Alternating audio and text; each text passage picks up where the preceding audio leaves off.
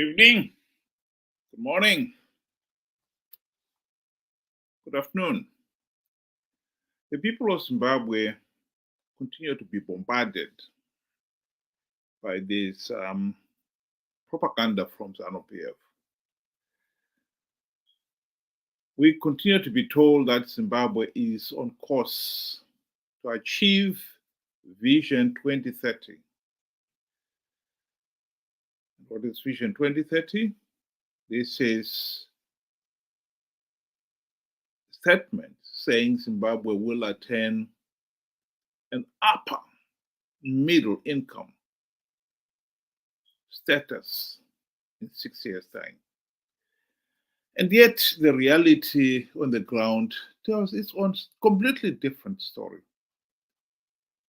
Ever since Zimbabwe's independence in 1980, the country has been on a downward trend. The economy has been getting worse and worse and worse. And yet, this is the statement that Mnangagwa is telling us. We accept investment on the basis of win-win arrangements without exploiting each other. The investor must be happy, the country must be happy. This is part of his Vision 2030 statement. After 44 years now, and the country in a mess, why is it that we are being told we are doing well when we can all see that we are not? In 1980, when the country attained its independence, I think it is no exaggeration that at least those living in the urban centers had a reliable supply of clean water, and the sewage systems were working. There was decent education for the children, and the healthcare services was good. Not the best for the majority blacks in the urban centers, but nonetheless pretty good.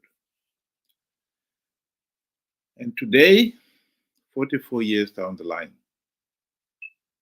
I think most urban centers will tell you that they rarely get water. The sewage system is broken down. The quality of education and the health care have deteriorated. So, in 44 years of independence, we have failed to maintain what we inherited from the whites, much less expand those services to reach the rural dwellers, where about 60% of the population lives.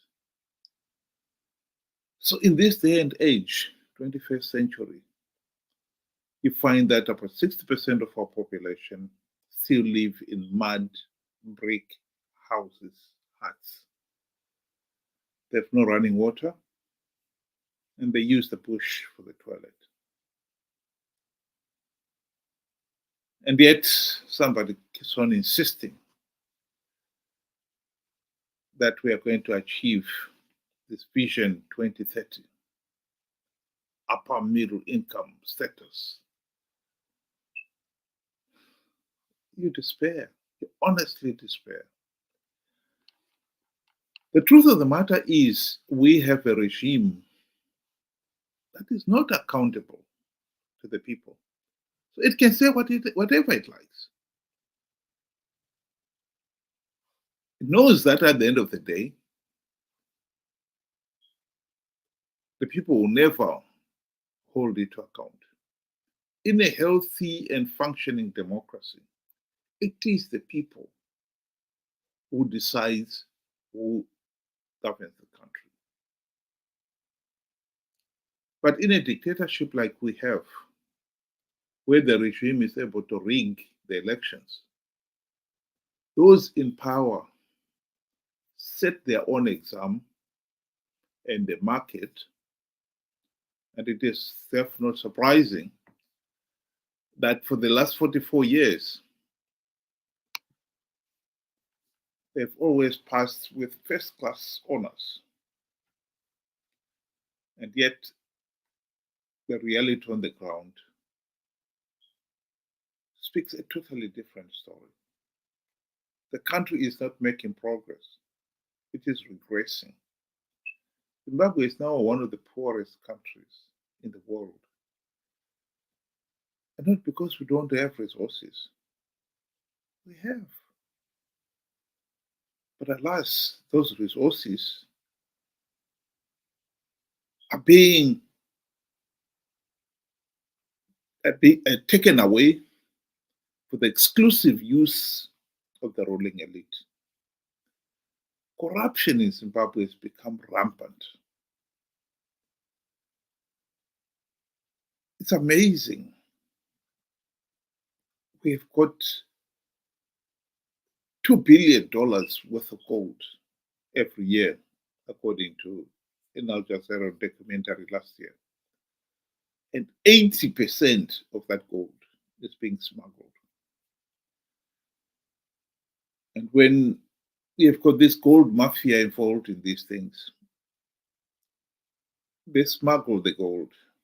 The proceeds are shared among themselves. The country is not benefiting anything from it. And to make matters worse, Mnangagwa himself was named as number one in that gold mafia racket. He gets his cut. The other members of the looters get their cut. And the profits, they don't bring them back into the country. They invest them outside the country. And for Mnangagwa himself, he is using some of the proceeds from all this looting to bankroll his own vote rigging schemes. There can be no denying that Zimbabwe did not hold free, fair, and credible elections last year. No one can deny that. That is a fact.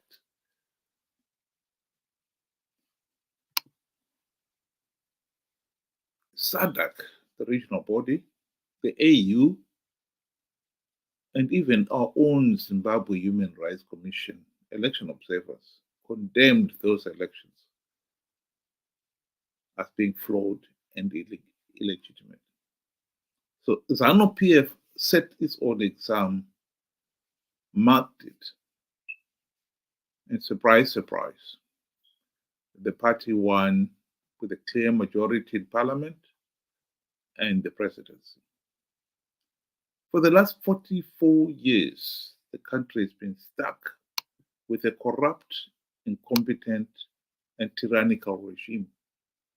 And we are totally unable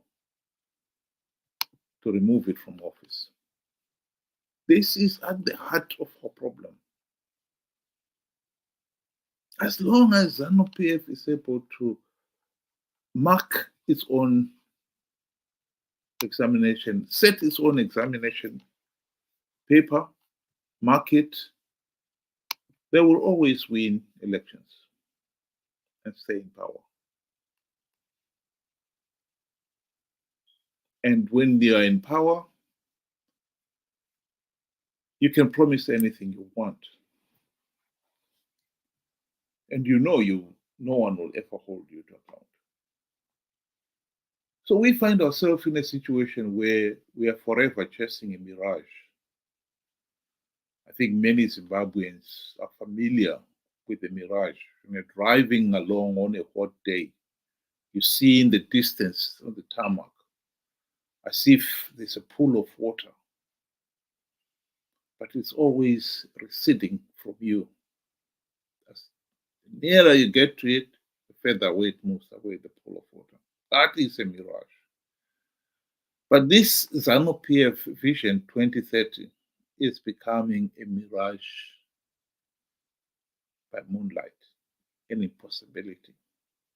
We know that the economy is in serious trouble.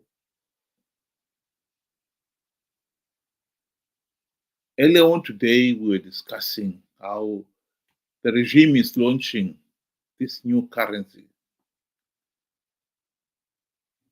the ZIG. And even the Reserve Bank governor himself has admitted that the ZIG is doomed to fail. And so the blaming game has already started. It's blaming the World Bank for giving them the wrong advice.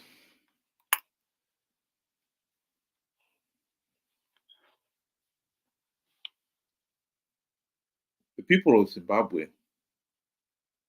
never had the World Bank on the ballot paper. They had ZANU-PF. And if they had had the free, fair, and credible election, the people of Zimbabwe would have rejected ZANU-PF. But they did not. The elections were not free, fair, and credible. What I find disappointing about our situation is that the solution is staring us in the face. Implement the democratic reforms to stop ZANU-PF rigging the elections.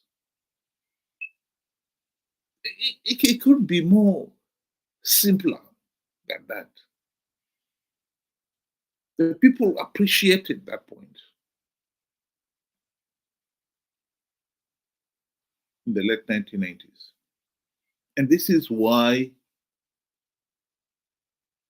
from the late 1990s, the emphasis has been to elect an opposition that will implement the reforms to stop ZANU-PF rigging the elections. MDC, the Movement for Democratic Change, founded and launched by Morgan Tsvangirai and his friends in 1999, were founded on that basis that they will implement the democratic changes, the movement for democratic change. So after 23 years, one has got to ask, what democratic change have you implemented? Have you brought about?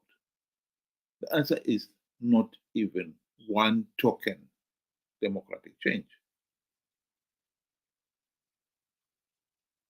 MDC had the golden opportunity to implement the reforms during the 2008 to 2018 GNU. They did not. Why? Because Mugabe then bribed them with the trappings of high office, the ministerial limousines, the very generous salaries and allowances, and for Morgan Tsvangirai, the $4 million Highlands mansion. And he forgot, not only he, the rest of his MDC leadership forgot all about reforms. Not even SADC leaders, who were the guarantor of the global political agreement, could get MDC guys to implement the reforms. At the end of the GNU, when SADC leaders realized that no reforms had been implemented, they tried to get the elections postponed. They argued Morgan Tsvangirai and company to postpone the elections until reforms are implemented. Alas, the advice fell on deaf ears. Why the people of Zimbabwe themselves have failed to understand that point beggars belief.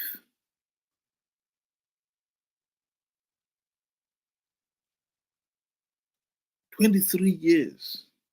You've been voting, risking your livelihoods, limbs, and thousands of people have died since 1999 in politically related violence because they believed in electing the opposition to implement reforms. So, why has the people themselves failed to stop and say, why have you failed to implement reforms? And yet, they have. 23 years later, they still people don't understand that we need reforms. Nations get the government they deserve. Whether we like it or not, we deserve this one. This corrupt, incompetent, and tyrannical ZANU-PF dictatorship, complete with its equally corrupt, incompetent, and utterly useless opposition. The solution is still staring us in the face.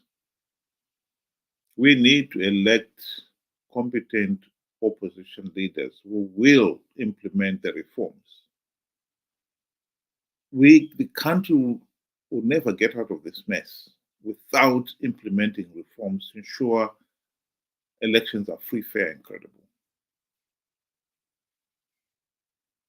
As long as ZANU-PF is able to rig elections, they'll continue to sell us this vision 2030, which is a mirage.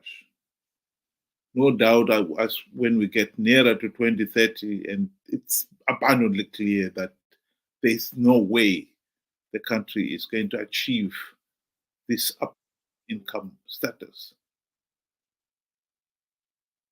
The regime will move the end goalpost. Instead of talking of Vision 2030, we'll be now talking of Vision 2035. This has been happening all along since independence. Soon after independence, Mugabe used to repeat tirelessly about mass prosperity. His scientific socialism was going to deliver mass prosperity for the people of Zimbabwe.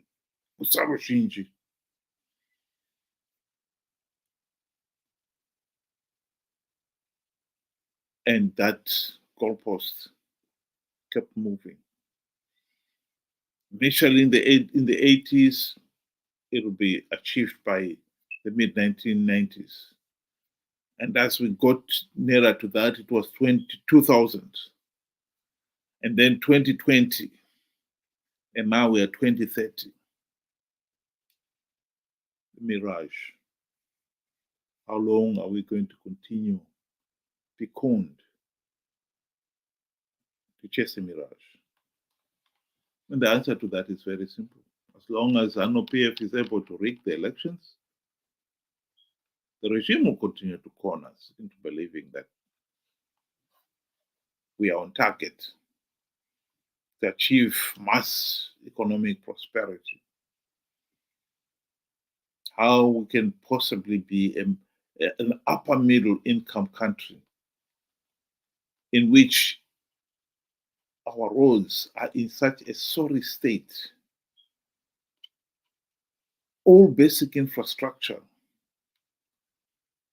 is in an advanced stage of rot and decay because of decades of poor maintenance.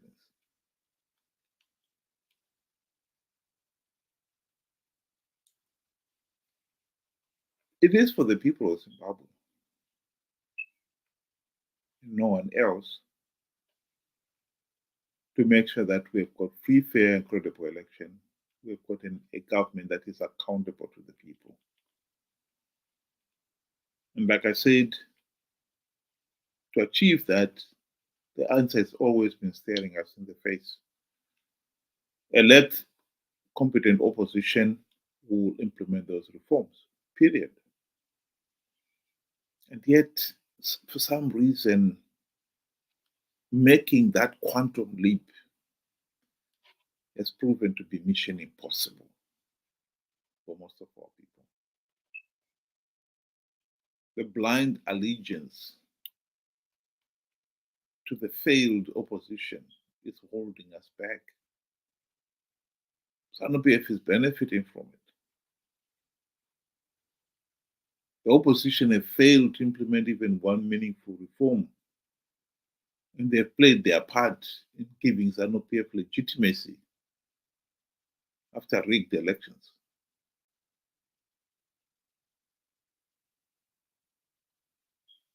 2023 elections were rigged. That should be beyond argument by now. And what should also be beyond argument is that by participating, CCC gave ZANU-PF legitimacy.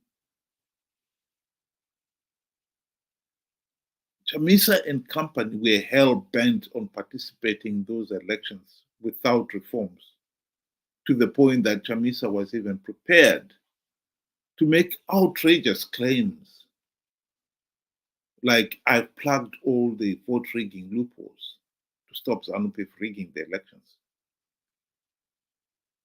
How could he have plugged all the vote rigging loopholes when the country did not even have something as basic as a verified voters roll? When ZANU-PF was publicly boasting that it is going to frog march the people to vote for the party. Indeed, Chamisa even failed to deploy election agencies at all the polling stations, even though he had received funding for it. Whether we like to accept it or not, the truth of the matter is CCC was nothing more than ZANU-PF Team B playing to give credibility to the process and legitimacy to ZANU-PF Team A, playing to make sure that Team A wins at all costs and they have political legitimacy. And that is exactly what happened. We need to start working on how are we going to stop ZANU-PF rigging 2028 now. And yet, the indifference out there is heartbreaking. Sounds like some people don't even notice that we need to implement those reforms now and not wait until a few months before the election. It will be too late.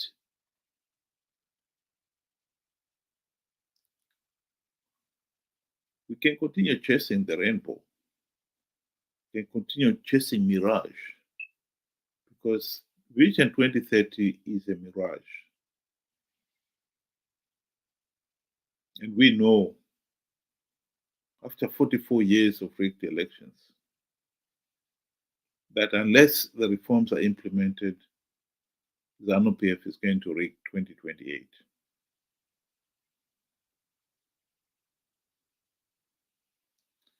Food for thought. Thank you very much for listening, and have a good evening.